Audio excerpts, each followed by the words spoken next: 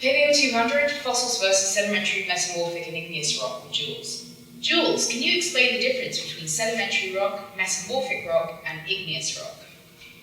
So a sedimentary rock forms from layers of sand and mud, such as you might find this jar of mud right here.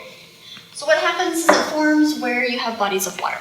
So say you'll get erosion from like an ocean, or a river might come up and take little pieces of sediment and would come back down, would come up over the banks, grab those sediment, bring it down, form a layer on the bottom. And you'll get more and more layers of like sand and mud, and sand and mud. And with time, the heat and pressure, you will find that you'll form something like a sandstone here. So this is a hardened piece of sand that is turned into a sandstone, a type of sedimentary rock. Now, with time, that heat and pressure of a sandstone. So one type of sedimentary rock, as I mentioned, is the type that form in lakes and rivers and oceans.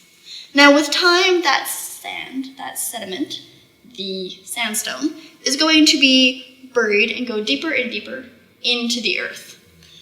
And it's going to actually change with heat and pressure into a metamorphic rock. Now you can get different types of metamorphic rocks. Say our piece of sandstone that we had before might turn into a piece of quartzite. So depending on the type of sedimentary rock that you have, you will get a different type of metamorphic rock. So a piece of sandstone would turn into a piece of quartzite, would be the metamorphic rock it would change into. Other types of metamorphic rocks that you can get, depending on what your sediment is you have this, which is a piece of gneiss, and this is, again, another example of metamorphic rock. Or you can get pieces of granite, like what you might find in countertops. Now, metamorphic rocks, once they're buried deep in the earth, they will actually start to melt. And as it melts, it will turn down into magma. Now, magma, of course, is what? Basically lava. Lava is magma when it's outside of the ground. Magma is when it's inside the ground. So that comes out of volcanoes. Now, when that lava hardens and solidifies, it does turn into igneous rocks.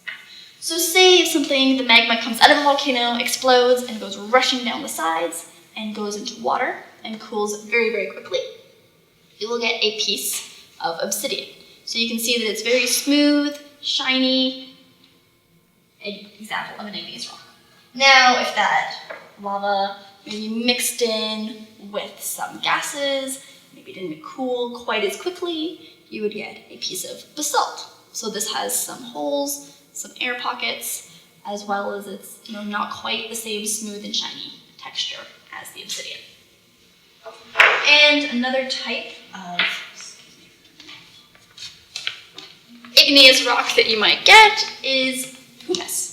So this forms when the lava mixes in with the volcanic ash, and you get a whole bunch of gas bubbles mixed in with the lava. And that will form a pumice stone. And this is actually quite lightweight and can actually float. And that is the difference between igneous, metamorphic, and sedimentary rocks.